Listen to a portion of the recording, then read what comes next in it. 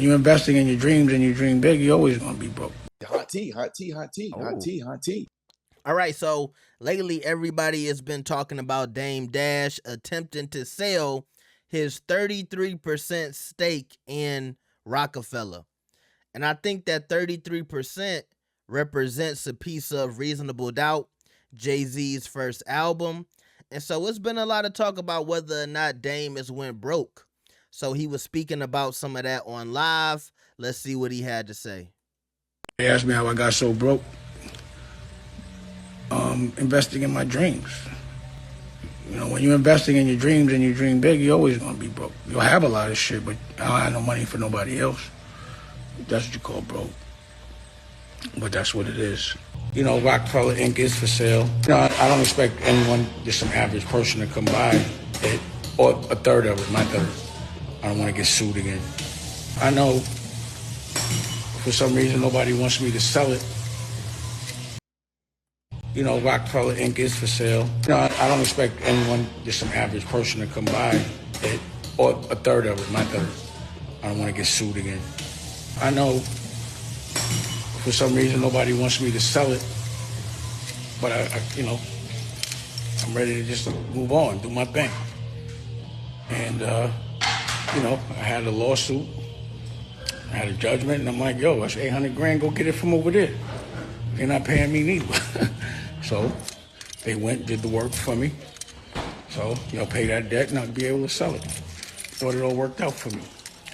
I'm sure there's a little twist they put on things. I don't know why. I do know why, but I don't know why. I don't know why about one thing, but I do know why about the other. He has a first right of refusal, so you're just some fucking bum-ass board meeting. They stay doing these board meetings, and all of a sudden he gets a first right of refusal. But I don't really care, you know. I don't care. Don't slow nothing down for me. I mean, I don't know how deep homie's pockets is. You know what I'm saying? I'm curious if he gonna match that. You know, I put an offer on the table. We'll see if he'll match it. But it was from, you know, other people. What I do hate is when people hit me about it and be like, I'm gonna get it, and then they don't. Then they, you know, that's happened a couple times. I think people should look at it is that I had hindsight at 18 or 19. No, I was about 20 in my 20s. To carve something out that I could make money from 30 years later. I had the foresight. I saw that in the future. Now, first off, I want to speak on that $800,000 judgment because y'all got to read between the lines. Now, y'all saw in the beginning, Dame said, I own a lot of stuff, I just ain't got no money for nobody else. Did y'all pick up that line? What that said to me is, I got $800,000, but I ain't got it to pay y'all. And that's just good business. Sometimes, why spend money out of your pocket when you can make a business transaction and the money can be paid for you? And I think he'll rather let them take that money out of his 33% than actually take $800,000 out of his pocket.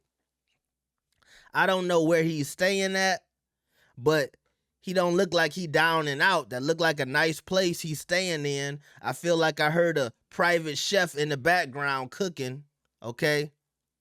I don't think Dame is doing bad at all. Now, did I like Dame posting that video talking about if you buy this, you get an official Roca-A-Fella chain? I'm gonna sweeten the pot. You get an original Roca-A-Fella chain from off my neck. So, you know, I say, because I was the only one that gave out Roca-A-Fella chains when Roca-A-Fella really existed. If I don't give you the chain, it's not a legit Roca-A-Fella chain. You get one of these, this is legit. This is the old school one from off my neck.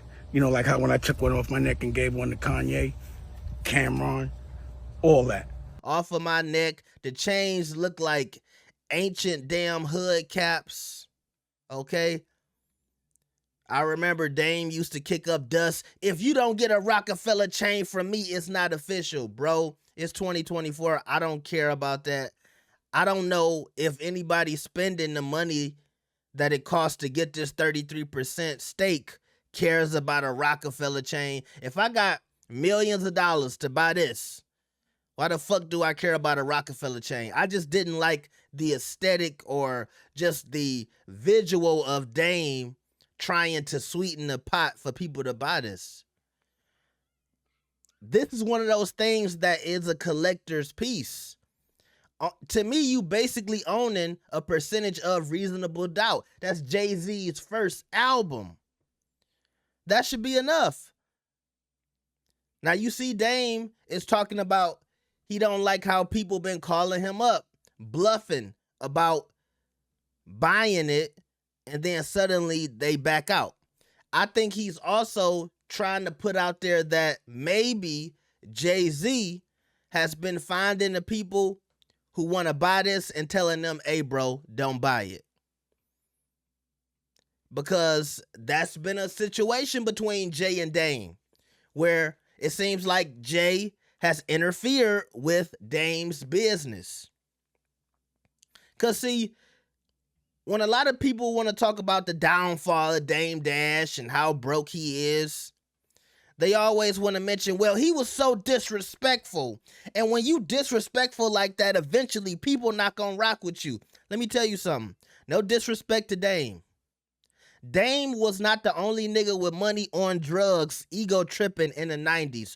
Granted, a lot of his ego tripping was caught on tape. But he was not the only person ego tripping in the 90s.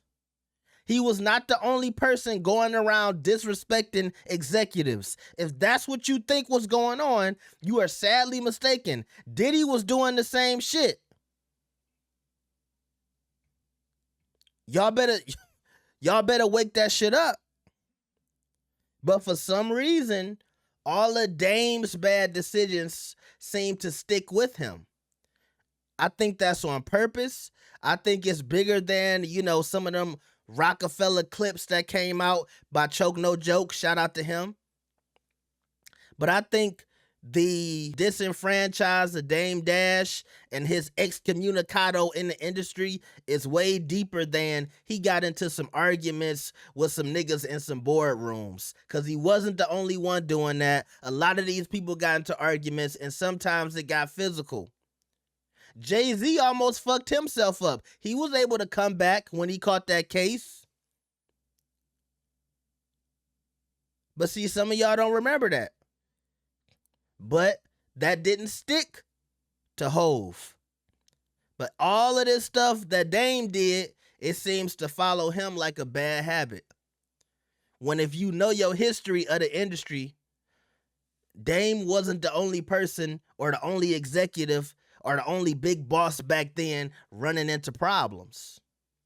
Y'all got to remember, Jacob the jeweler went to jail.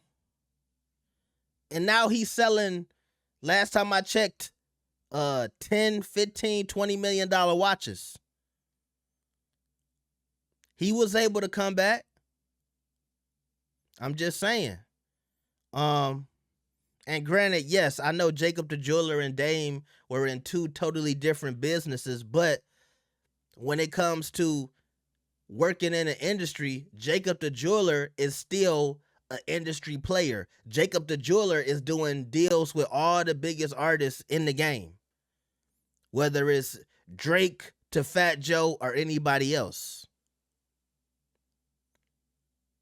And if you don't know why Jacob the jeweler went to jail, you would think some niggas would be hurt about that.